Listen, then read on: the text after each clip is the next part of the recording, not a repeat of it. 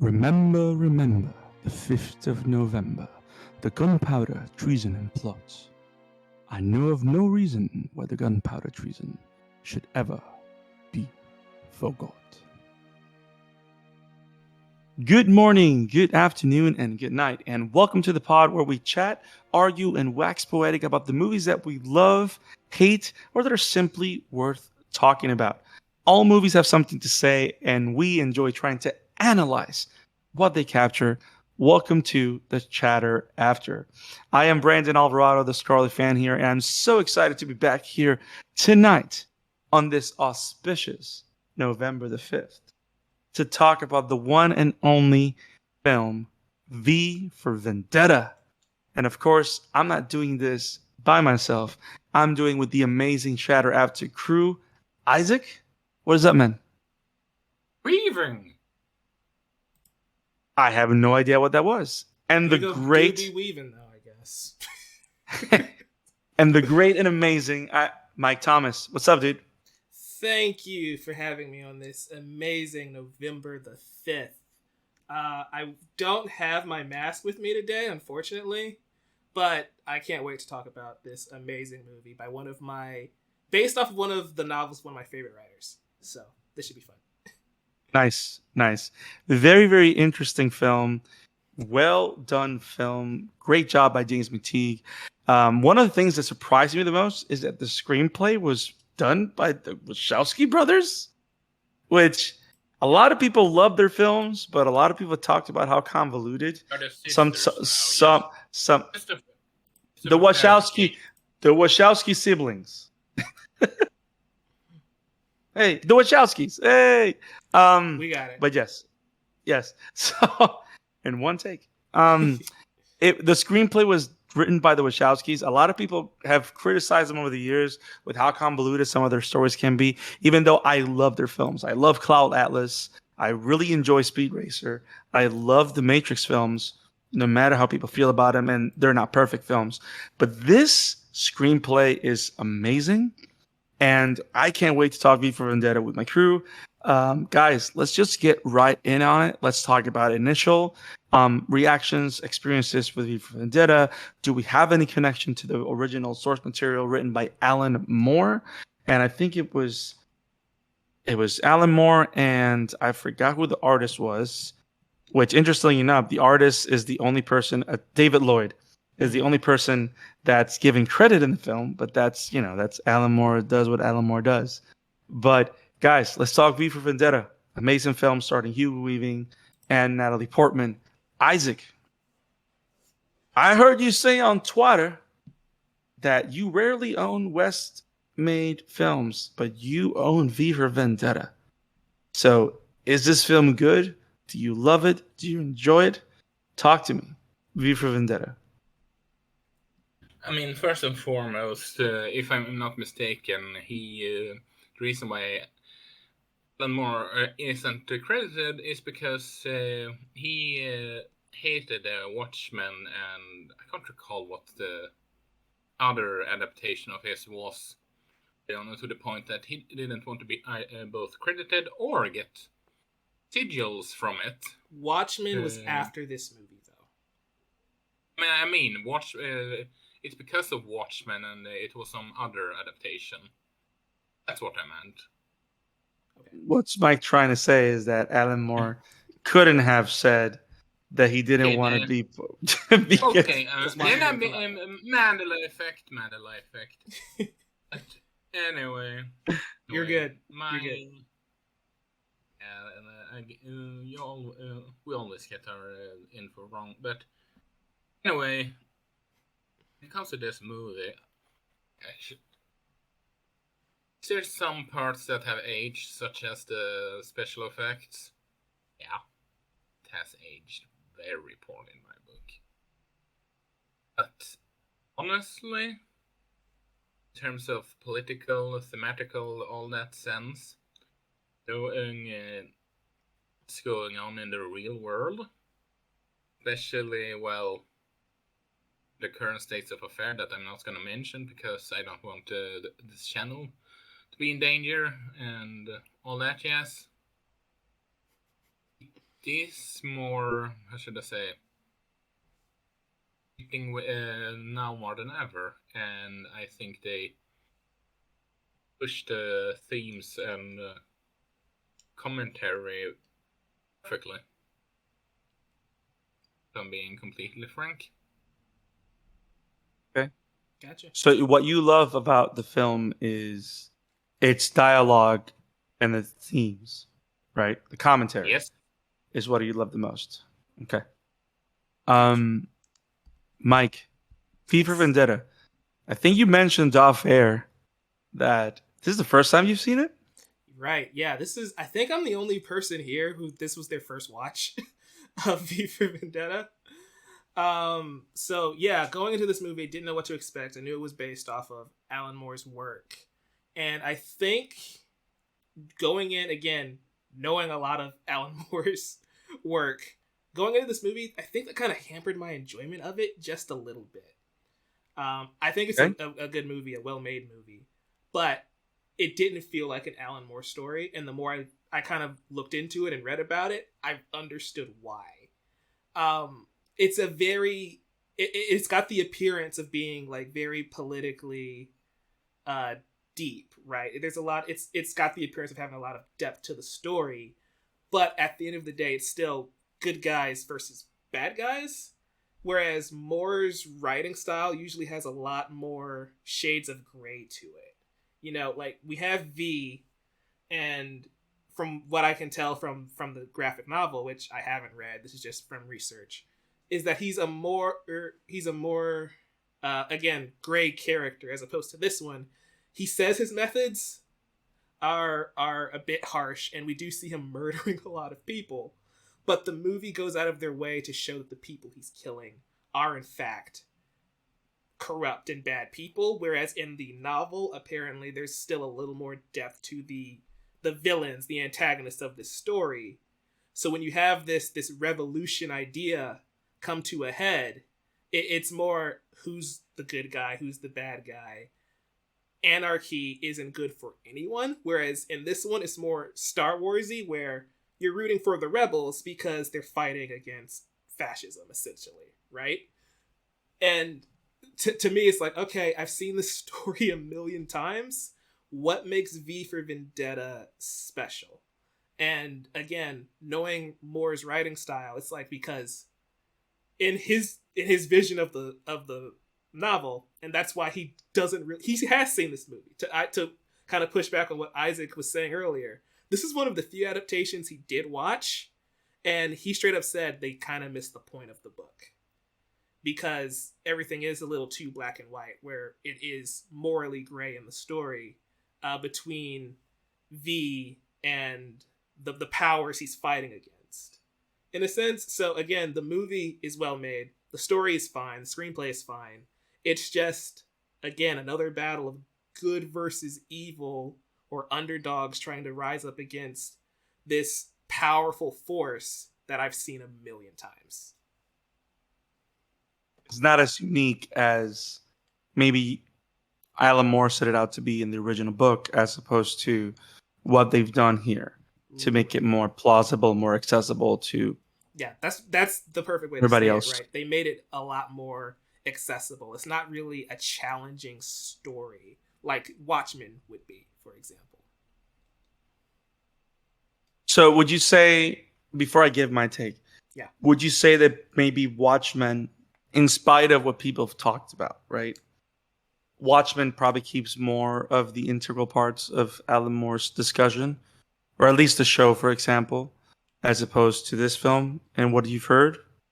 The show, 100%, Zack Snyder's movie, it still kind of approaches it from a mainstream superhero perspective, which is why I don't really enjoy Snyder's Watchmen. But again, that could just be the studio saying, we need to make this accessible to a larger audience, whereas Moore's novels were more like think pieces, right? It's his ideas, and you either agree, disagree, or you come away indifferent. That's why I enjoy him as a writer, right? You don't have to agree with anything he says. In fact, I disagree with 90% of the things Alan Moore says. but it's still thought-provoking in a way that I don't think V for Vendetta or the Watchmen movie necessarily were. The HBO series, though, I think is a much better representation of his writing style and what he was trying to say with the Watchmen story. Cool.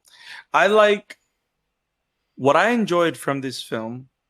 I haven't read the novel. I started reading the novel because I wanted to try and read it before I recorded. But at least in the novel, as soon as you start writing it, you can feel the age in it. I mean, It was written in the 80s. So I do appreciate that there was a lot of wise modernization of the period where this film takes place, because it does feel like it's taking place far into the future, right? As opposed to not like Back to the Future, far into the future, but far into the future in comparison to where the book is. Like a good 20 years or so, maybe. Yeah. Right. I do like what I like about the film the most, which is kind of like beyond the good and evil part, beyond what probably they've trimmed down from the book, which I'll find out once I read it. But I do like the theme of the power of ideas. Yeah. And what happens when an idea sinks its teeth into you, and you allow it take hold. And how as human beings we are the ones that allow what idea is going to take hold of us. Like, and we either allow that by being courageous, or by choosing to be courageous and taking that idea by force and being it, which is what V symbolizes, right? Because he has this idea of freedom against fascism and bringing back London to what real humanity should look like, as opposed to because of fear of the Republic, or whatever the Fingermen, or whatever the organization is, right? Because of fear, the people of London have decided to they're okay being cattle in a cage. Like, they live in concentration camps without them being concentration camps, because they live coddled in fear. And so they choose to just remain alive as opposed to actually live. But again, that all goes from the idea that the High Chancellor and his people have sown into the brains of the people, and the idea and the fact that ideas are the ones that are the cause of this. So I think that of all the different themes that they could have tried to explore, I think that's the one that rings the most clear, and that's the one that I would say is the most interesting. It's the main theme from the book, which is why I can't sit here and say it's a completely improper adaptation, because the central idea is present in this movie, which is all anybody can really ask for. It's just getting there is vastly different, which is why I'm kind of like, okay, I wish we could have done it slightly differently, but the end goal, the end message is still the same. So you can't really be too upset about it, unless you're Adam Moore, who's upset about everything. I mean, he doesn't want people. He don't wants people to touch anything he does. And he's done really weird. He's done a lot of weird stuff, but a lot of great stuff too. I was just gonna say, isn't he like a hermit that gone away from society because he hates everything? The only adaptation he approved and actually liked, and you guys should check it out because it is the best adaptation of his work, is For the Man Who Has Everything, which is an episode of Justice League Unlimited. Interesting. That he's like, that is the only adaptation that is worth anything. It is perfect. Which episode is that? Wow. Is that the one about the flashback with Batman? That is when Mongol attaches the Black Mercy to Superman on his birthday, and it's up to Batman and Wonder Woman to rescue him. In the comic book, Jason Todd is there too, but the show didn't do that. I'll get the episode number for you guys in a sec. Cool, I gotta watch it now. That's a very deep cut. Like, he actually sees everything. He's like, this is the one. Season 1, episode 2, Justice League Unlimited. It's on HBO Max as of right now. Oh, cool. Alan Moore is giving props to something. That's. Hey, if you're gonna give props, JLU's a pretty good one. I mean, we all grew up. We grew up with that in the West. So, Not Isaac, me. what do you? But you can watch it now. So Isaac, what do you think about the characters, or at least the exploration of ideas, in this film? I was just gonna ask Mike, sort of like, it contains with my before I can go into that one because I'm a little curious. Okay. If you were able to do some form of single, if you feel that there is something that's missing with the movie, what would you tweak with a script, if I might ask? Ooh, that's a deep question. I didn't I didn't come prepared to rewrite the movie. But again, no, I'm not saying that it's a bad movie or a bad script. It just for the type No, of I'm not saying no. that you. I'm not saying that you are doing. I'm just curious. Yeah. Due to your comments. Yeah, I understand. It's just with the character of V, they're portraying him as this anarchist, anti-hero type figure. But with the way the story and the narrative push V, it makes him more like Batman in a way, right? Where it's like, yeah, he's doing methods. Yes. Yeah, Yes. he's doing illegal things because Batman, being a vigilante, technically makes him a criminal, but he's doing it for a righteous cause, and eventually the ends justify the means. And I feel like we should have again had some more moments where maybe V does the wrong thing. Maybe V kills an innocent person. Like something to add a little more to that character, because he just feels like at the end of the day a normal vigilante. Like again, I haven't, again, just stressing, I haven't read the novel, but I know how the novel ends, and it's drastically different from how this movie ends. And I think that just speaks to why they made the changes that they did. Do you guys want me to spoil the ending of the novel V for Vendetta? Yes.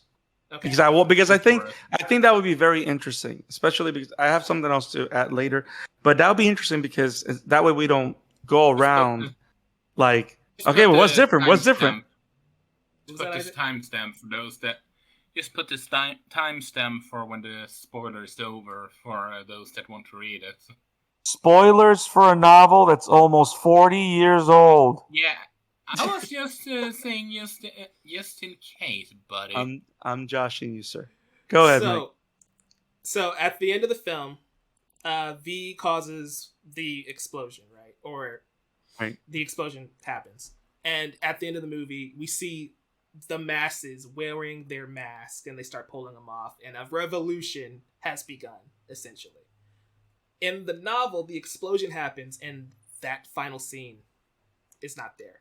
We don't know what the outcome is. And I feel like that, again, is showing this world of everything V did was for a purpose, but we don't even know if that purpose or if that actually pays off. And I think that, again, just shows that it's not saying what V is doing is right, or if he's a morally just character, but he has a goal in mind. He's going to do it regardless of what happens. Whereas this one is like when the rebels blow up the Death Star in a way, where it's like we have a small victory for the rebels, for this revolution, and we're looking for a brighter future, where the novel ends in a place where it's like, does it make a difference? Does it not?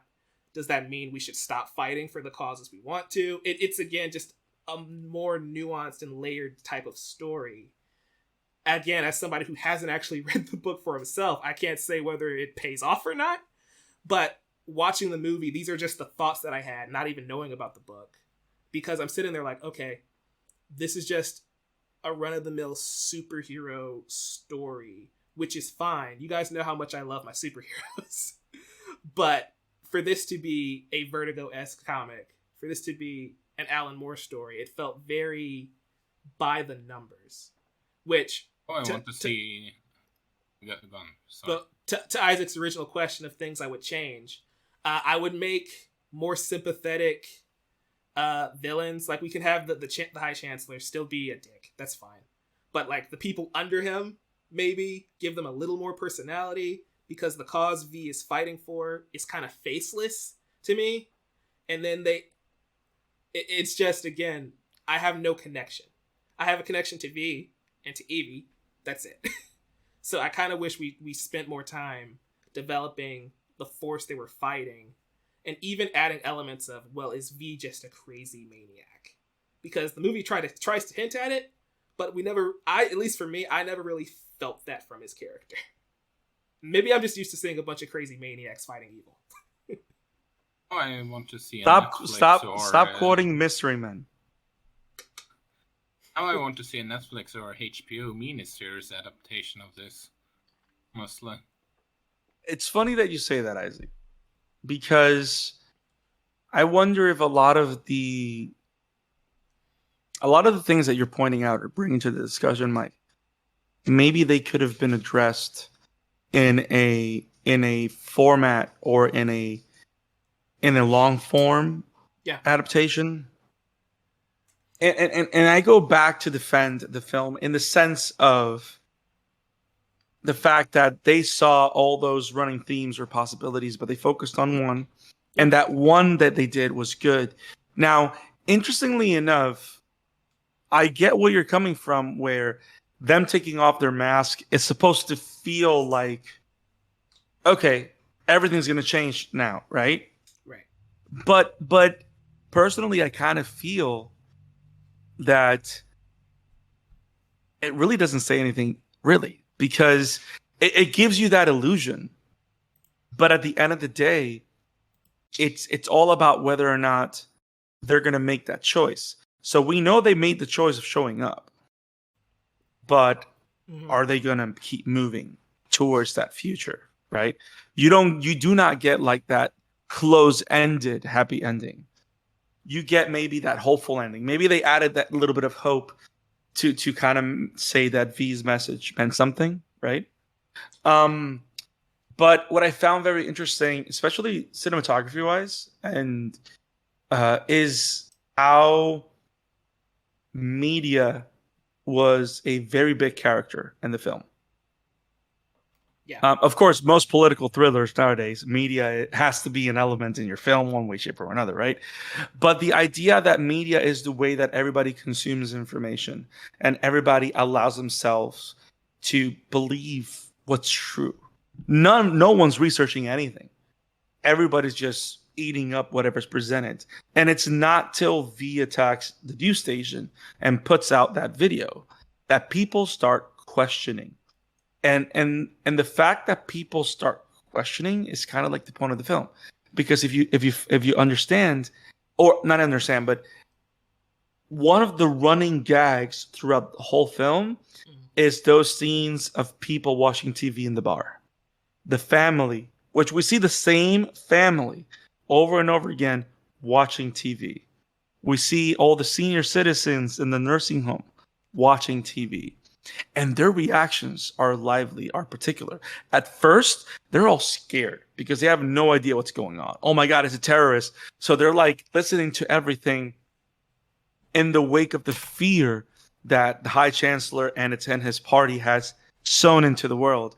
But as soon as after what they see, what V does, and they start saying the news, you see the little kid that goes, bollocks. Like, this is bullshit. Like, I like that silent but precise progress of those gears turning on these people. And I love the imagery of that's how the society's processing everything. But then you have Evey's character, which... Can we just talk about how great Natalie Portman is in this movie, by the way? And nailing the accent with no issues. Phenomenal. Or at least yeah. I mean, Natalie Portman is amazing, period. Yeah. I can't speak for the latest Thor movie because I haven't seen it, but some of the Dark World, have she really what's it called? Have just done a role for a paycheck kind of acting? I would. Well, she's teaching a lot now. I think that's the thing. I mean, if we're talking about bad Natalie Portman performances, the prequels aren't great, but she's a kid there, so you can. It paid for college. Yeah, but also she's honestly, the best part of Love and Thunder. To answer your question there, Isaac. So yeah. Not gonna. I can. I can believe you in that. I can believe you. Sorry, that's not wrong. I do believe you. Knowing what I've seen, but anyway, I actually think, looking back at what you guys are thinking, I think you. Now I want to read a novel, even with the ending in mind. Honestly, yeah. When I say in mind, I know now that I know what's happened.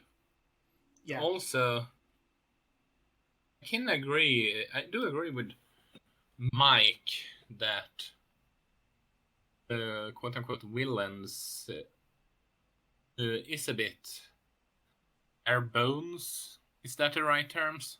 Bare bones, yeah. They're very one dimensional. Yeah. Which is in service to the story, and I want to harp on, because I know I've been talking about my issues with the movie. I think it's a good movie.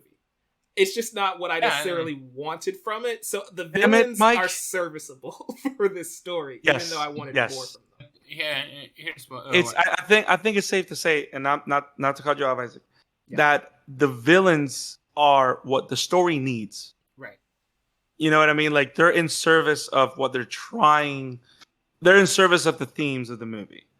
So, like, because the villains are not the villains. The villains are what the villains are trying to push into society. That inadequacy, that lack of action, that succumbing to fear, and sacrificing freedom for complacency. That's the villain. Yeah. So it's very abstract. It's very hard to make a physical manifestation of that. Exactly, which makes me, because I do feel that if they had put more emphasis on the villain, this might not have had the same effect, because the sort of, like, how should I put it? The main villain wasn't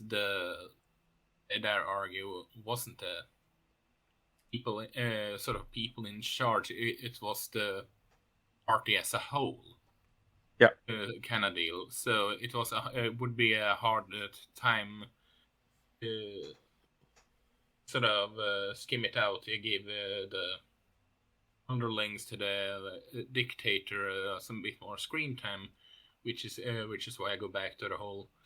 Would like to see Netflix or HBO get a shot at it. Maybe a miniseries of 8 to 10 episodes. You can do a more fleshed out version. Yeah. Because to speak about media is honestly the reason why I feel that this movie has aged as well as it done. Because just look at how people are reacting to social media or media in general, and some people are only exactly.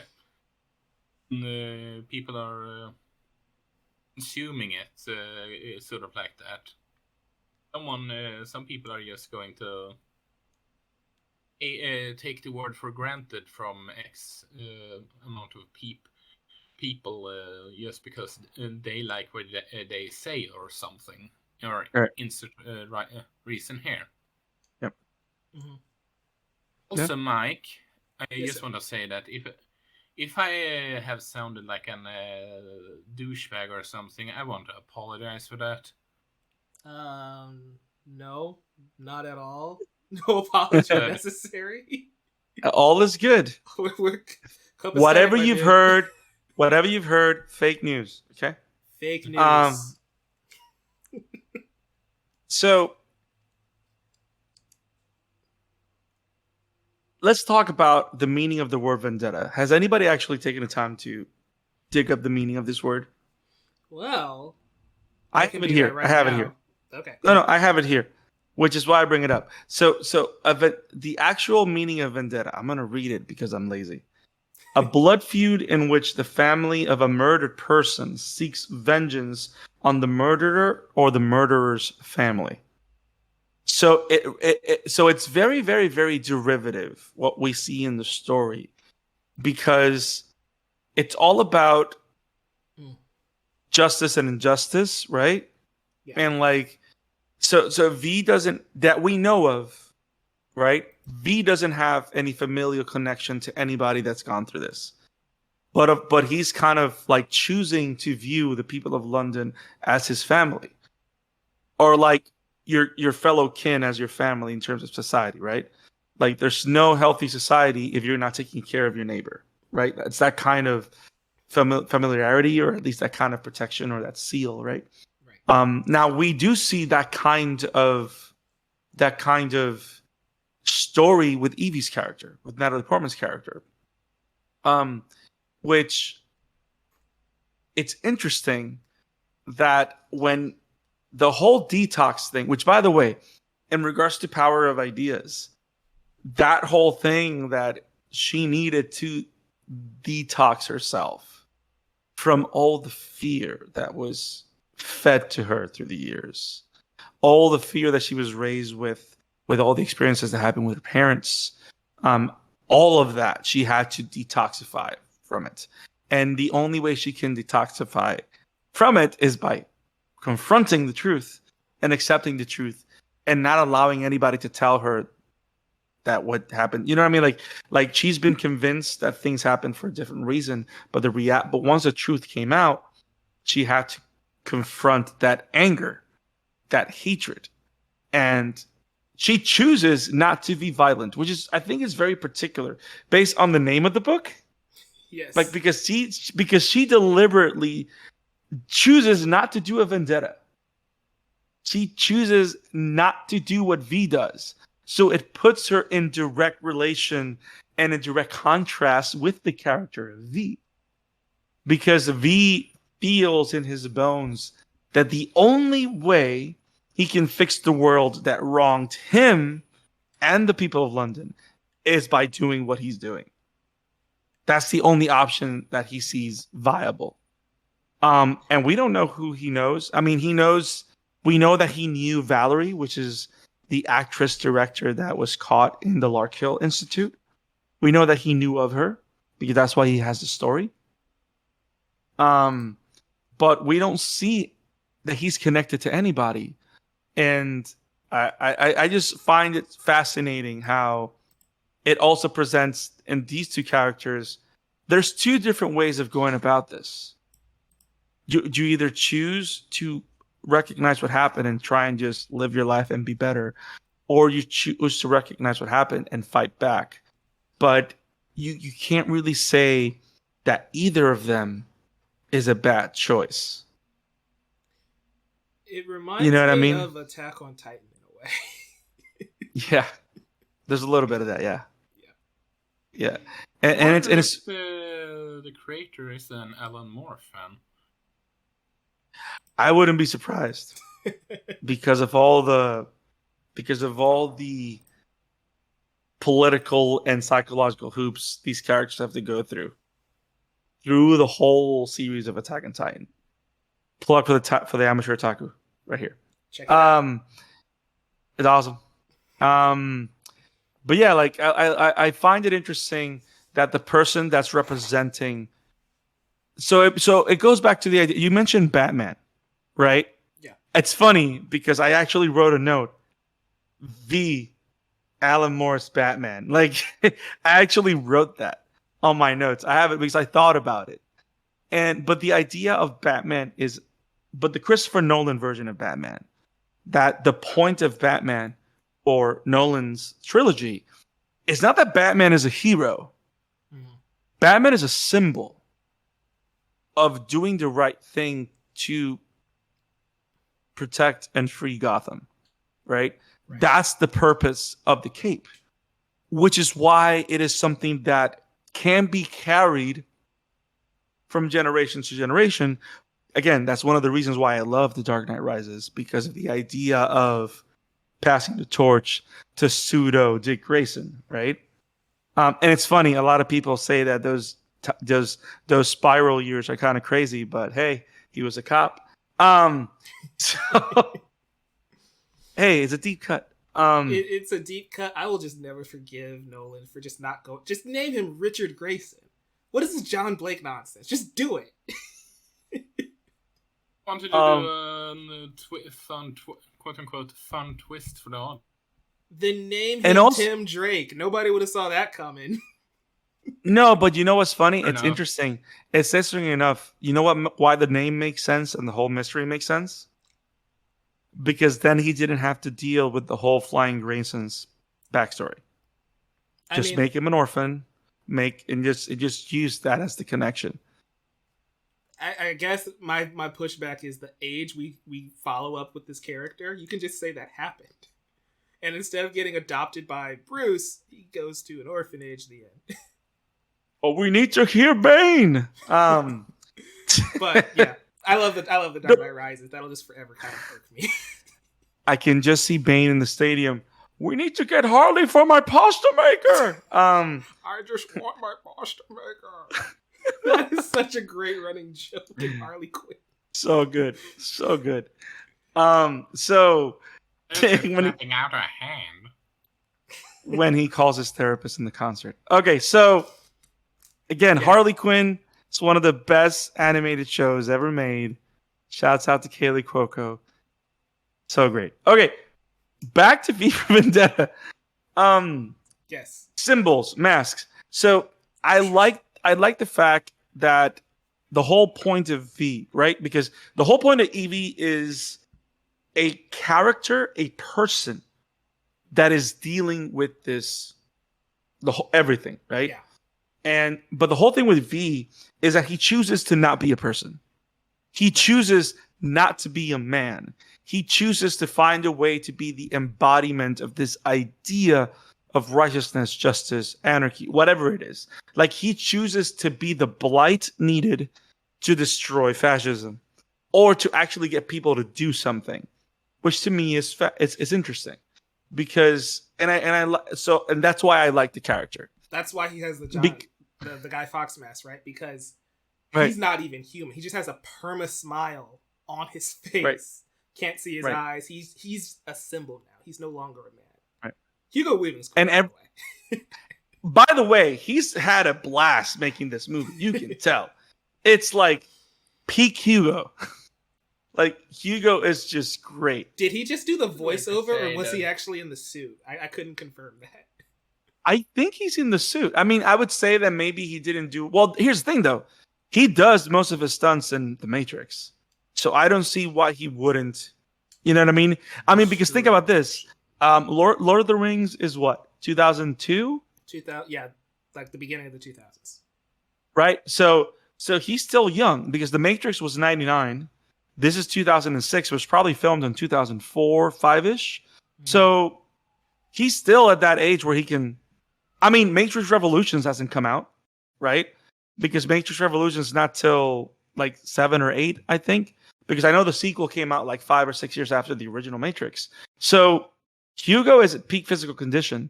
So I don't see why... I keep saying peak. I'm sorry. It's Isaac's fault. But Hugo Weaving's having a... Well, you know. Hugo Weaving's having a blast. He's amazing. I love that he's able to admit so much personality, and we never see his face. Never. And it's funny, even in the moment where he's wearing makeup, we still don't see his face. Like when he dresses up at that guy in that like dark scene or whatever. Yeah. I find it brilliant. Especially when the first time we find him in the Shadow Gallery, he has the apron, and it's just hilarious.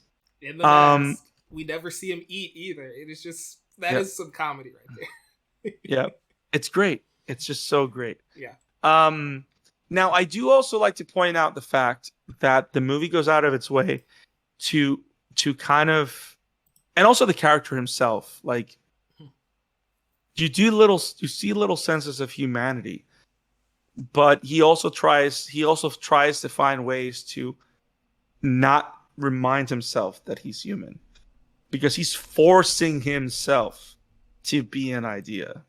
So I like the internal struggle that he presents, that we see, especially when we're starting to fall for Evey or whatever. I love the running gag of the Count of Monte Cristo. It's very simple writing, but it's the kind of writing that makes me smile. Like when you know that they're starting to tease this relationship, and then he's talking to Evey at the end by the train. It goes like, "I'm sorry, Evey, I cannot do this. At the end, there is no tree for me," which is a tag to the Count of Monte Cristo, which we've seen the ending at least 3 times now. Which apparently we have to cover Count of Monte Cristo now, right? But can we do the Jim Caviezel version, because it's still very good? But yes, I love V. Did you guys catch that you can tell that V is the one that takes her when they're escaping Gabriel's house? Isaac, did you catch anything? First off, no, I did not a second. Is it weird to say that this is my favorite Hugo Weaving performance? It is safe to say I don't see why not. I mean, I've loved almost all of his performances. I can't sit here and say that this is definitively the best, but I also can't give you a reason why anything else would be better. So they're all at the same level for me. I think this one and Mr. Anderson are like are top Weaving. Now Red Skull Weaving's kind of hammy, but he's fun too. Who? Red Skull. Oh, he's great. Phenomenal.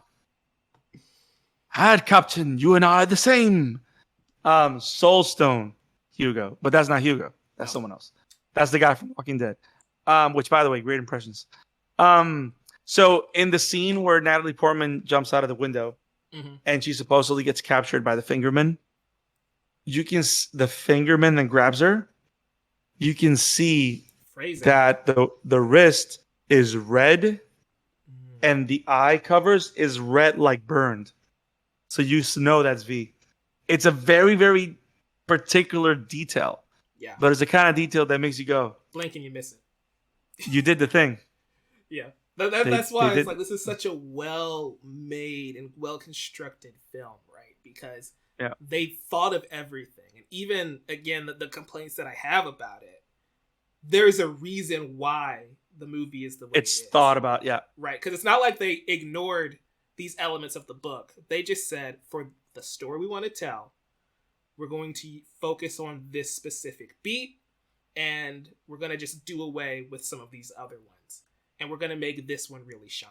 Which is why, again, it's a complaint, sure, because I wish the movie could have been stronger in one area.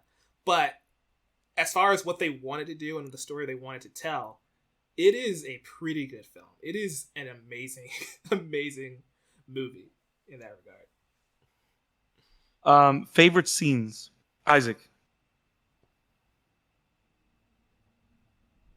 Boy, you caught me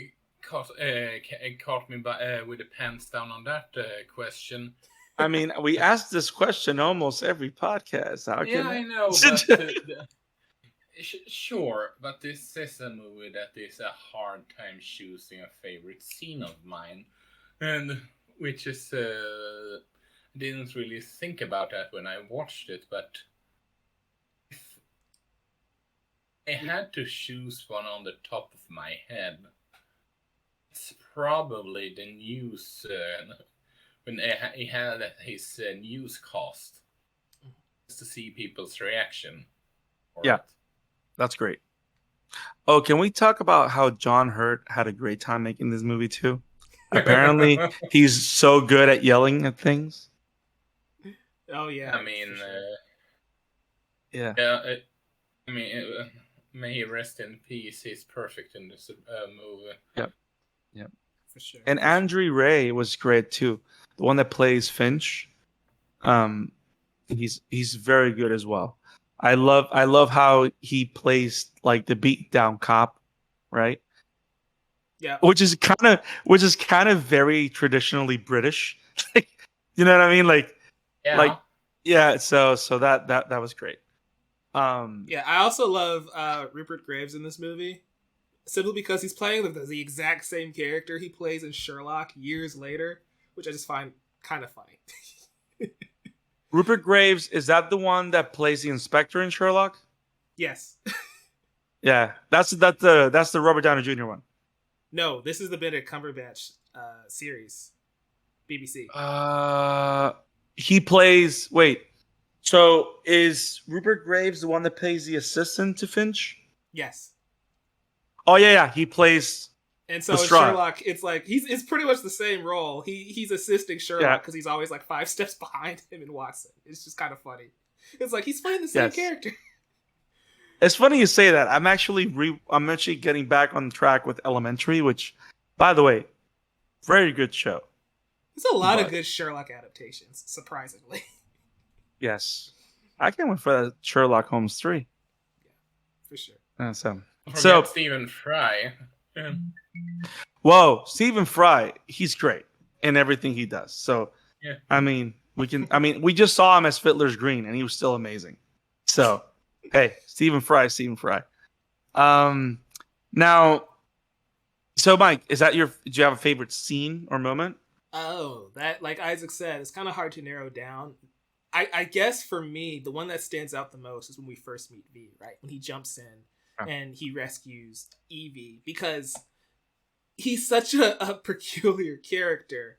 And we've seen this scene a million times. Ninja Turtles jump in to save April O'Neil. Batman jumps in to save a civilian. We've seen it a bunch. Daredevil's in an alley fighting crime every other day. But what made this scene unique is seeing the personality of V. And like, okay, this guy's a little off his rocker. Where does this go? And like the intrigue, even Evey is just like, okay, he saved me, but now he's scaring me. Where are we going to? Where is this character going to go? Is he now a threat to her? I thought, again, going in blind, not knowing anything about this movie, I just thought that was a really fascinating character introductions. If you guys pay attention to all of these episodes we record, you notice that character introductions are kind of my thing, and I bring them up every single episode. But I just thought that was a great intro to V. I kind of wish we leaned a little bit more into his chaotic nature a little bit, but yeah, that's the one that kind of sticks out for me. Yeah, it's what I love about that introduction is the way that he deliberately decides, okay, everything I'm gonna. Which, by the way, I read at least the first 20 pages of the book, so I know how he saves Evey, and the whole dialogue that we have here, where he talks all V's. That doesn't happen in the book. Maybe it happens further along, but I found that to be very interesting and brilliant because what other way to show that this guy's kind of nuts than to do it that way? It's just brilliant. And again, Hugo Weaving had to remember this and find ways to make this interesting. And if anybody can make this interesting, hilarious, in particular, and awesome, is Hugo Weaving. It again, peak Hugo. Yes, peak Hugo. Yeah. So mine takes place in another alleyway kind of scenario. It's not much of a moment, it's much of a line. Because it's like we've seen badass characters, right? Mm-hmm. But V is a badass character because he's super crazy or super simple at the same time. So when he says all you have, when the finger treaty says, well, all you have is your, I'm very bad at accents. Well, all you have is your fancy knives and karate bollocks. And he goes like, yes, and all you have is guns and the hope that once you finish firing them, I'll be down.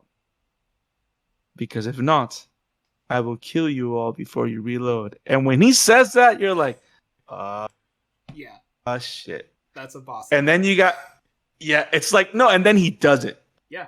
But the greatest thing for me is not only that he does it, is that he actually dies after.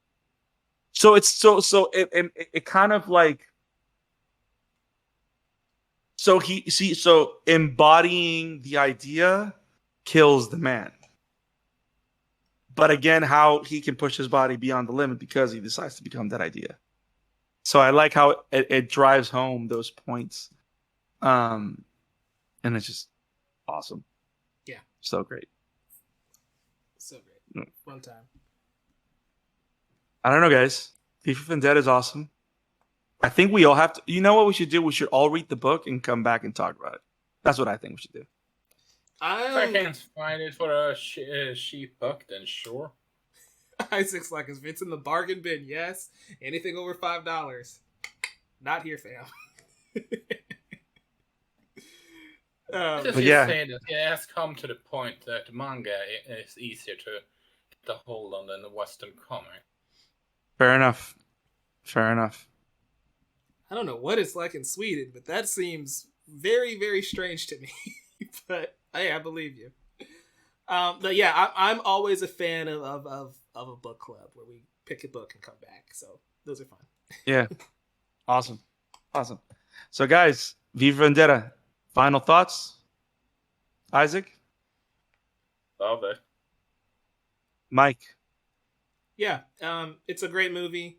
It's definitely worth checking out on HBO Max. I think that's where it's streaming right now, so you can check it out there. Again, if you are interested in V for Vendetta, check out more of Alan Moore's work. May not be the best person, but he's a really good writer, so check out Watchmen. All of the adaptations of Watchmen, and that HBO series is a banger. But this is just, again, a long line of fantastic adaptations that Alan Moore hates. So, check them out. I love V for Vendetta. I love what it tries to do. And I gotta say, to me, it's great because the performances are great.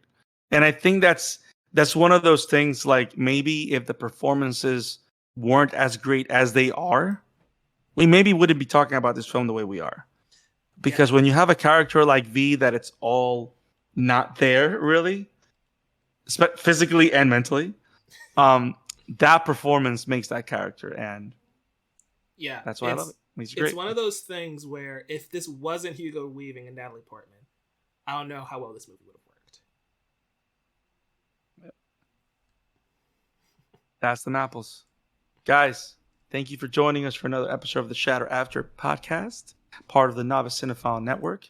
We love talking movies every 2 weeks. We got great stuff coming. We got Train to... you probably go back to our playlist. You'll be able to check out. We've done stuff on Constantine. We've done stuff on Blade Runner. We've done The Godfather. We've done The Last of Us Part 1. We've done Train to Busan. We've done Shawshank Redemption, The Sandman. We've done a lot of stuff on the channel. So go check it out and enjoy it. It's on our podcast channel on Spotify, where our podcasts are found, and also in the Novice Cinephile Network. Isaac, if people wanted to find you in the webs, where can they find you?